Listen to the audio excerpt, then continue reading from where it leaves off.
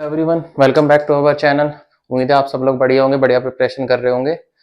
आज हमारी स्टार्टिंग होने जा रही है 2024 के प्रीलिम्स के पेपर की, जीएस फर्स्ट की। ये जो है हमारे जो 2024 का पेपर है, ये आंसर की से पहले मैं आपको सारे आंसर प्रोवाइड करवाने वाला हूँ और बताने वाला हूँ कि किस तरीके से कॉमन सेंस से आप क्वेश्चन को एलिमिनेट कर सकते हो। और आखिरी में मैं आपको ये भी बताऊंगा कितने क्वेश्चन आपको अटेम्प्ट करने चाहिए, कितने क्वेश्चन आपको अटेम्प्ट नहीं करने चाहिए, कितने क्वेश्चन आपको लिए जो है इजी वे में आते हैं, कितने क्वेश्चन मॉडरेट वे में आते हैं, कितने क्वेश्चन हार्ड वे में आते हैं जो आपको बिल्कुल भी टच नहीं करने हैं। पूरा का पूरा पेपर लगाया है, कोई स्लाइड नहीं बनाई है, डायरेक्ट पेपर डाउनलोड करके लगाया हुआ है।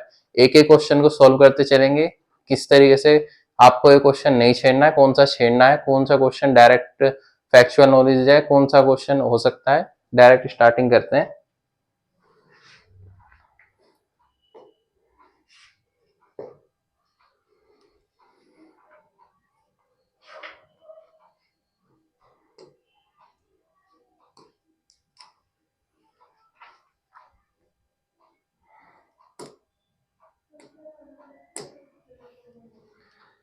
ये हमारा फर्स्ट क्वेश्चन है। ठीक, पार्थिव विकिरण की तुलना में आगामी सौर विकिरण से वायुमंडल अधिक गर्म हो जाता है। कथन कारण वाला क्वेश्चन है, मैंने आप सबको पहले बताया था। इसमें बीच में क्योंकि लगा के पढ़ेंगे तो आपका आंसर इजीली जल्दी हो जाएगा। वायुमंडल में कार्बन डाइऑक्साइड और अन्य ग्रीन हाउस गैस दीर्घ तरंग विकिरण के अच्छे अवशोषक हैं। अब हम क्या देख रहे हैं, पहला हमें बोला है पार्थिव विकिरण के बारे में, ठीक है। दूसरा हमें बोला है वायुमंडल में कार्बन डाइऑक्साइड। इन दोनों के दोनों जो हम देखते हैं, दोनों स्टेटमेंट में कोई आपस में मेल तो नहीं हो रहा है, कोई आपस में एक दूसरे से मिलते हुए रहे नहीं है, ठीक है। तो पहला तो हमारा होगा ही नहीं, ए तो हमारा हो ही नहीं सकता। कथन ए कथन दो दोनों सही है, क्योंकि एक वायुमंडल में कार्बन डाइऑक्साइड की बात कर रहा है, पार्थिव विकिरण हमारी सौर ऊर्जा की उसकी बात कर रहा है, ठीक है। ये तो हो ही नहीं सकते। तो अब आपका बचा तीन ऑप्शन, ठीक। पहला ऑप्शन देखते हैं, पार्थिव विकिरण की तुलना में सौर विकिरण से वायुमंडल अधिक गर्म होता है।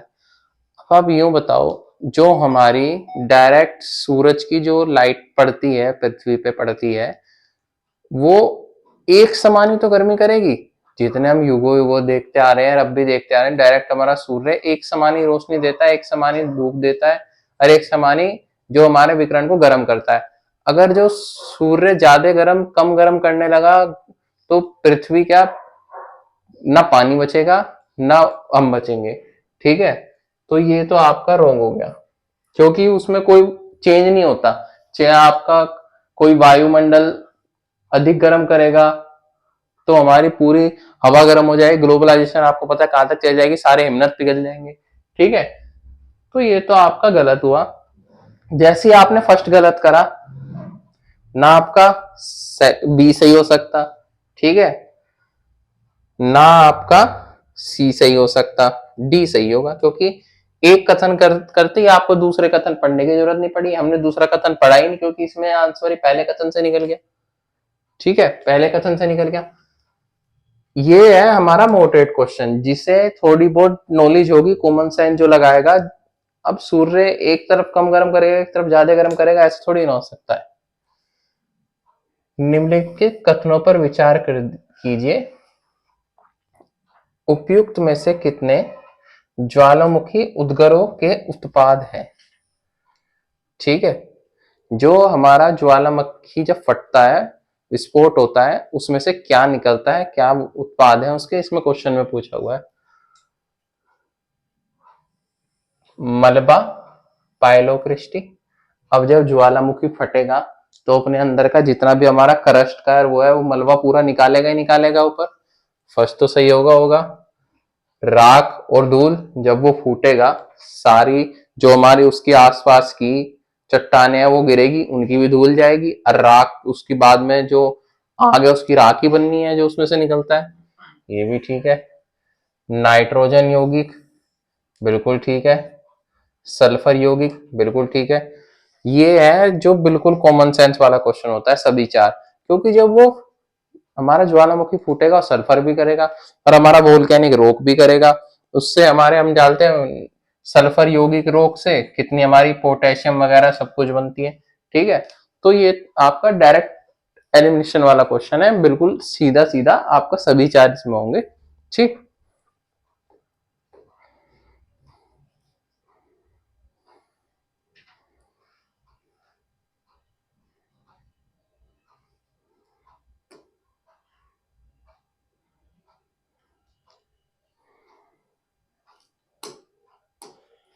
ये हमारा सेकंड, भूमध्य रेखा इक्वेटर पर क्षोभ मंडल की मोटाई ध्रुवों की तुलना में बहुत अधिक है।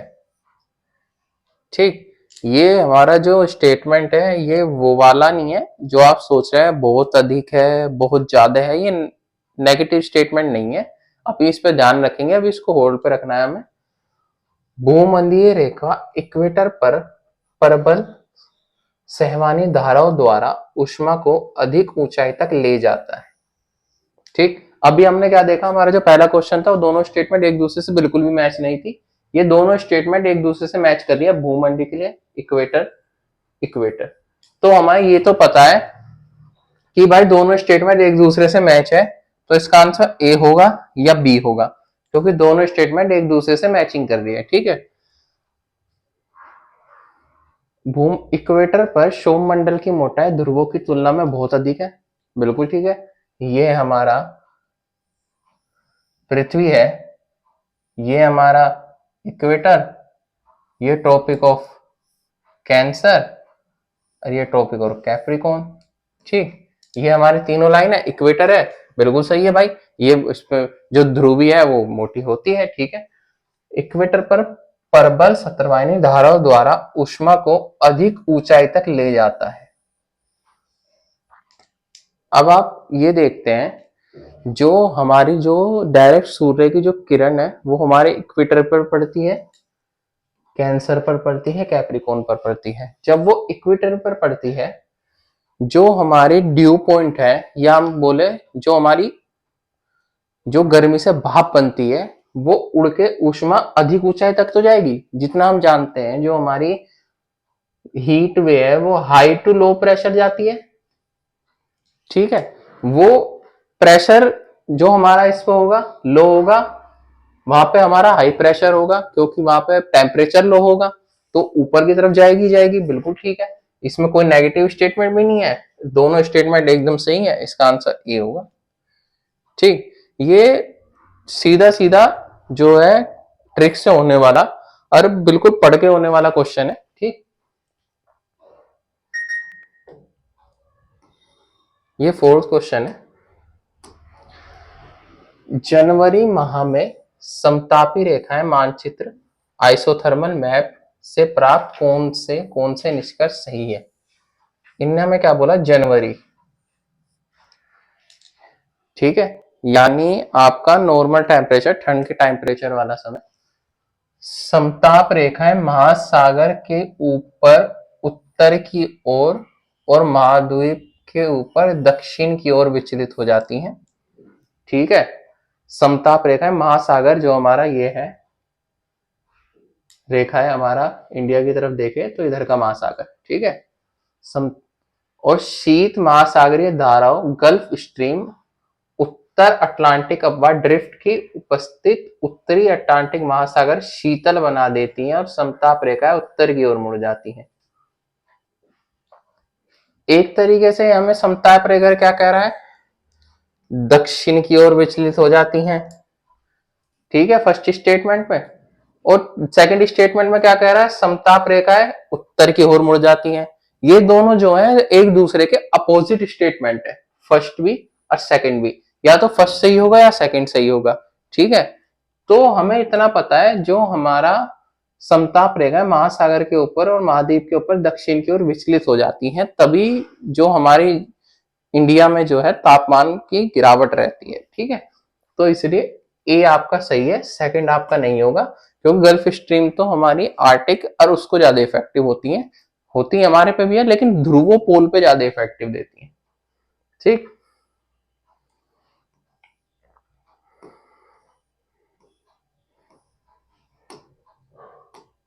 फिफ्थ, जैसे हमारा फिफ्थ क्वेश्चन है, ये आपका फैक्चुअल क्वेश्चन होते हैं। निम्नलिखित में से कौन से देश विश्व के 2 सबसे बड़े कोको उत्पादक रूप में विख्यात है?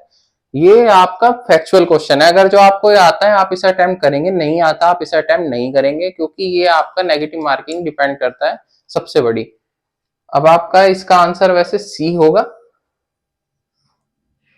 ठीक। लेकिन ये मेरे हिसाब से अगर जो आता है तो ये अटेम्प्ट करें, नहीं आता है तो इसे अटेम्प्ट बिल्कुल ना करना। ये आपका नेगेटिव मार्किंग लेके जाएगा, ऊपर से नेक्स्ट क्वेश्चन के लिए आपका जो बोलते हैं कॉन्फिडेंस को भी डाउन करेगा, ठीक है।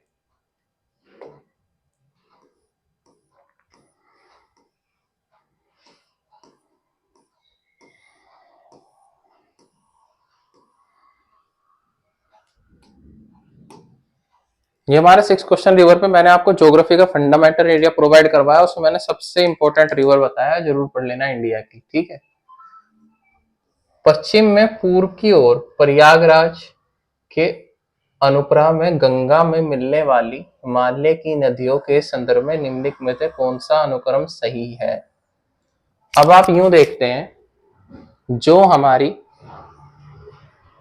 सी और डी स्टेटमेंट सेम है, कोसी गंडक कोसी गंडक। ए और बी स्टेटमेंट सेम है, कोसी गंडक कोसी गंडक कोसी, ठीक है। या तो आपको पता है सी सही है तो डी गलत है, ए सही है तो बी गलत है, ठीक है। ये हमारा 50-50 पे तो आ गए हम भाई, या तो हम ए लगाएंगे या तो हम डी लगाएंगे, ठीक है। लेकिन जितना मुझे पता है सबने रिवर सिस्टम पढ़ा है, जो पढ़ा है गंडक और कोसी, गंडक कोसी, ये तो सबको पता होगा, दोनों जो है एंड में आती है, ये गंडक और कोसी दोनों जो है लास्ट में आती हैं। तो हमारा ये दोनों स्टेटमेंट तो एलिमिनेट हो गई। अब हमारा बचा 50, ठीक। तो हमारा जो इसका आंसर होगा वो होगा बी, गोमती घाघरा गंडक कोसी, ठीक।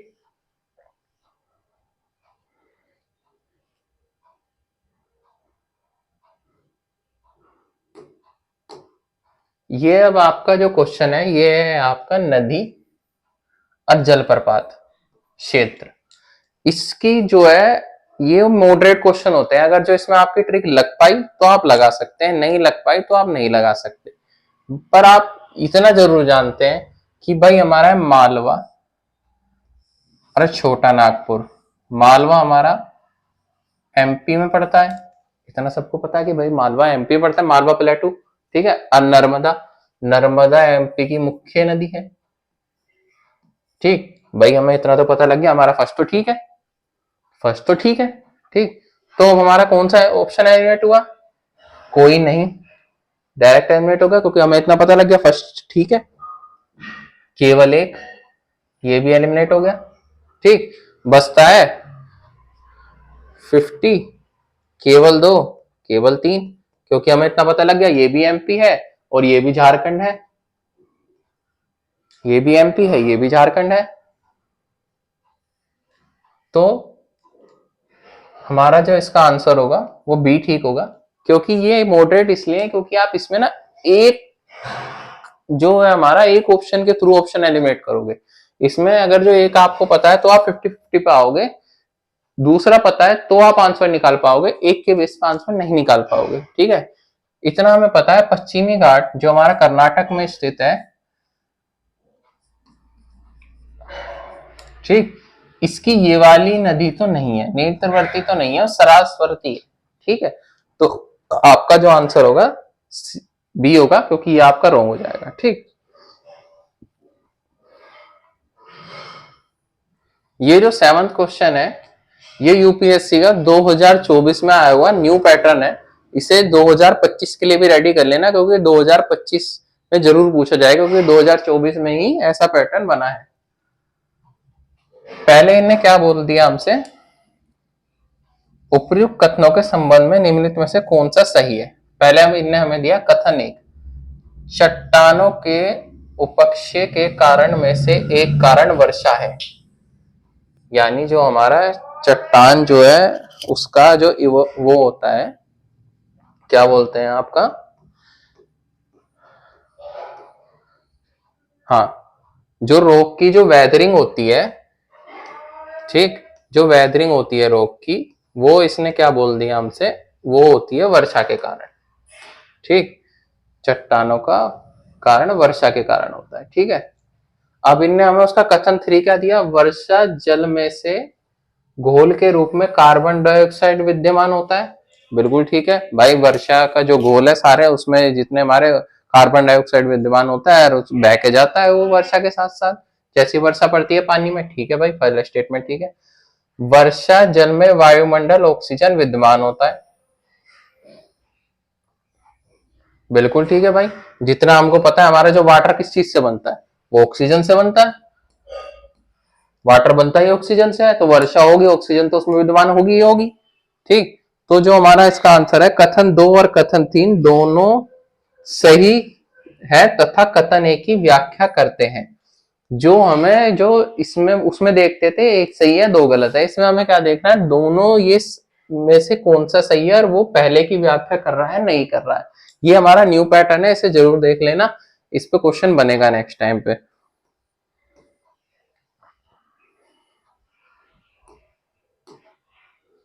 ये हमारा 10th क्वेश्चन है। ये हमारे दिए हैं श्रृंखला, उनकी कंट्रियां और पर्वत के प्रकार। ठीक, अब इसमें हमें क्या देखते हैं, जो हम वो देखते हैं कि भाई हमें इतना पता है जो हमारा एंडीज है वो अमेरिका में है। ठीक है, और जो हमारा एल्प्स है वो यूरोप में है। ठीक है, और हमारा ये क्या हुआ, हमें 2 और 4 तो कंफर्म है कि हाँ भाई ये इस स्टेट में जो है आपके विद्यमान है, इस स्टेट में आते हैं। ठीक है, तो हमारा केवल एक गलत हो गया, केवल एक गलत हो गया सबसे पहले, या तो बी होगा या सी होगा या डी होगा। ठीक है, अब आप क्या आके फंसते हैं, अब जो इसमें जो हमारी ट्रिक जो लगती है वो ट्रिक लगती है सेम स्टेटमेंट की। दोनों को क्या दे दिया भाई, उत्तर अमेरिका ये भी गलत पर्वत है, दक्षिण अमेरिका ये भी गलत पर्वत है।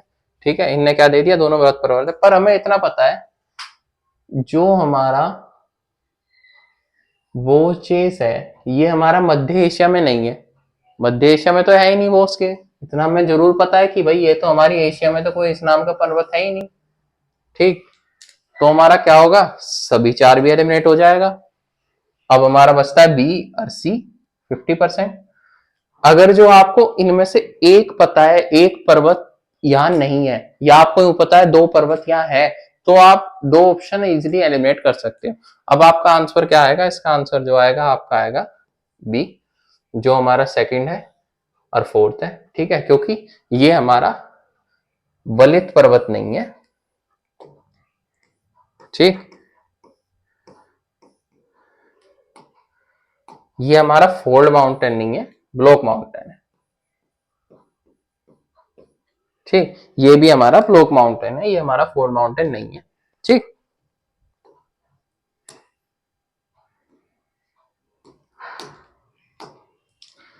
ये है हमारा मैपिंग का क्वेश्चन। मैपिंग बहुत इंपॉर्टेंट है। How many of sea have country with North Sea, North Sea से कितनी जो है हमारी जो कंट्री है वो बॉर्डर शेयर करती है। ठीक है, तो हमें इतना पता है कि भाई हमारा जो नॉर्थ सी है वो हमारा यूके के पास है, यूनाइटेड किंगडम के पास है हमारा नॉर्थ सी। बेसिक नॉलेज ये आपको होगी, यूके के पास नॉर्थ सी है, तो आप सबसे पहले क्या ऑप्शन एलिमिनेट करोगे, रशिया। यूके और रशिया कहाँ, यहाँ पे यूके, दो उसके पार बिल्कुल करके रशिया। ठीक है, आप सबसे पहले एलिमिनेट करोगे रशिया। ठीक, और जैसे ही आपने रशिया एलिमिनेट किया आपका ऑल 4 तो कट हो गया। ठीक है, और आपको इतना पता है रशिया का जो नेबर है वो है फिनलैंड, नेबर फिनलैंड है तो वो भी नहीं होगा। क्यों, क्योंकि भाई उसका है नहीं, तो क्या बचता है, जर्मनी और नॉर्वे। जर्मनी का हमें पता है कि भाई वो यूके का पड़ोसी देश है। ठीक है, तो हमारा ये सही होगा, तो इसका आंसर होगा ओनली 2। दो आपकी बेसिक नॉलेज के ऊपर आप इसको एलिमिनेट कर सकते हैं इजिली। ठीक,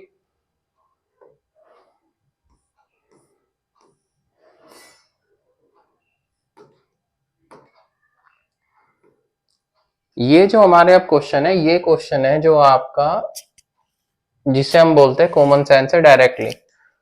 कोरियोलिस फोर्स संदर्भ में कीजिए, यह पवन वेग की वृद्धि के साथ बढ़ती है। ठीक है, बिल्कुल भाई, कोरियल फोर्स जो पवन वेग की वृद्धि के साथ बढ़ती है, ठीक है, जो हमारी सारी हवाएं हैं उनके साथ चलती है, ठीक, और हमारी यह ध्रुवों पर सर्वाधिक है और भूमध्य रेखा इक्वेटर पर विद्यमान नहीं होती है। इसने क्या बोला, यहां सर्वाधिक है, विद्यमान नहीं होती है, बल्कि जो हमारे ध्रुव है उन पे जो है ये है, और जो हमारे नीचे है विद्यमान नहीं होती है। मैंने अभी आपको क्या बताया था, जो high pressure to low pressure जो है हमारा वो जाती है, तो कोरियल फोर्स यहाँ विद्यमान ही नहीं होगी, अरे थोड़ी बहुत तो होगी, समथिंग कुछ तो होगी। तो इसका आंसर जो हमारा होगा ए। सिर्फ स्टेटमेंट पढ़ने में ही आप इसका एलिमेंट निकाल सकते हैं, क्योंकि ये बाउंड कर दिया है स्टेटमेंट कि यहां विद्यमान हो ही नहीं सकती, ठीक है।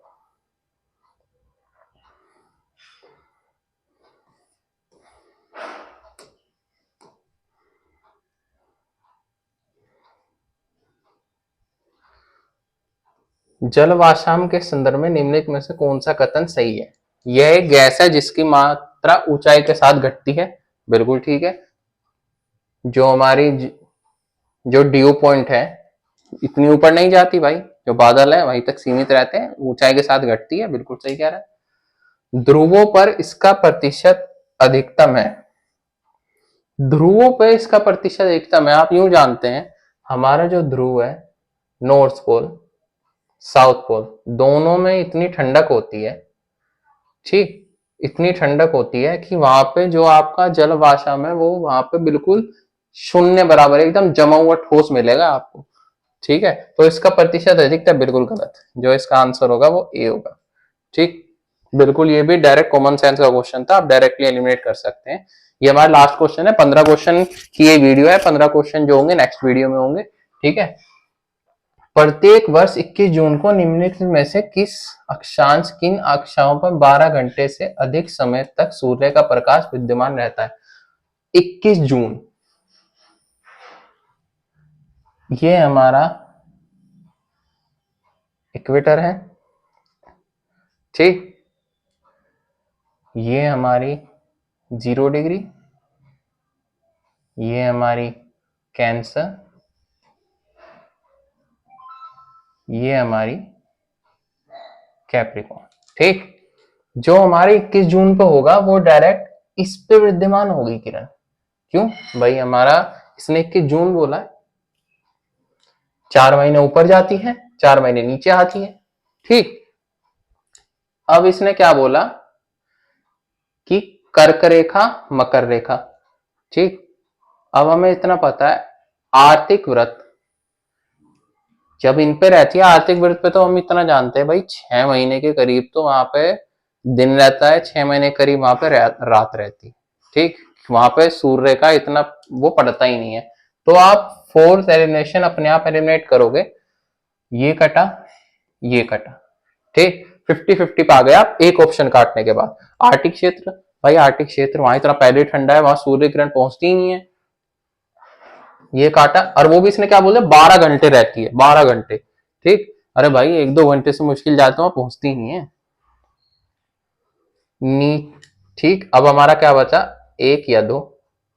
भूमध्य रेखा इक्वेटर पे इनने बोल दिया, पहली स्टेटमेंट मैंने आपको बताया, इक्वेटर ये है, जो हमारी 21 जून को पड़ेगी वो पड़ेगी इस पे। तो हमारा जो आंसर होगा वो होगा बी, मकर रेखा, ट्रोप ऑफ कैंसर, ठीक।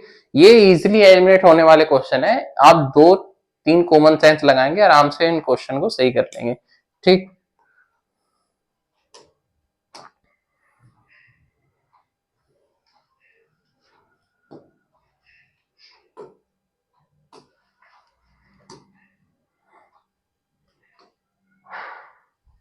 ठीक है, ये हमारे 15 क्वेश्चन कंप्लीट हुए।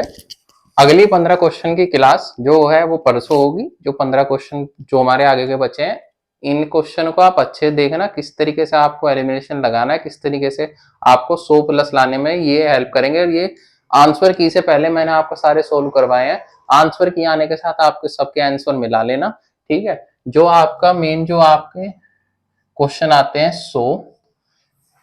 100 में से जो आपके 40+ क्वेश्चन जो आपके होंगे वो होंगे आपके स्टडी के प्लस कॉमन सेंस के, 20 प्लस आपके क्वेश्चन जो होंगे वो होंगे आपके 50-50 पे फंसने वाले। ठीक, ये आपका हो गया 45 और ये 60, 70 के क्वेश्चन आपके इन दोनों के करीब मिलके आते हैं। ठीक, 15 से 20 क्वेश्चन वो इतने हार्ड होंगे, आप उन्हें ना छेड़ें तो ही बेस्ट होगा, क्योंकि वो आपके नेगेटिव मार्किंग में सबसे ज्यादा जो है आपके नंबर लेके जाएंगे, क्योंकि ये क्वेश्चन ऐसे होते हैं जो इस यूपीएससी के जहां से बाहर आते हैं, चाहे बच्चा कितना ही पढ़ ले वो इन्हें सोल्व नहीं कर पाता। मैं यूं नहीं कह सकता आप कर नहीं सकते, लेकिन ये बहुत हार्ड है, आप करने जाएंगे तो अपने पैर पर कुल्हाड़ी मार के बैठेंगे। ठीक है, आप इन्हें नहीं करें तो ही बेस्ट है। तो अब आपका क्या आया, 75 क्वेश्चन का रेशियो आया, इसमें से आप 50 भी निकालेंगे तो आप 100 प्लस इजीली ले जाएंगे। ठीक है, आप इसके पूरे डाटा को फॉलो करेंगे ना तो आपके प्री के लिए बहुत इजी होगा। ठीक है, जैसी आपको वीडियो लगे फीडबैक जरूर देना, कमेंट जरूर करना। ठीक है, थैंक यू सो मच।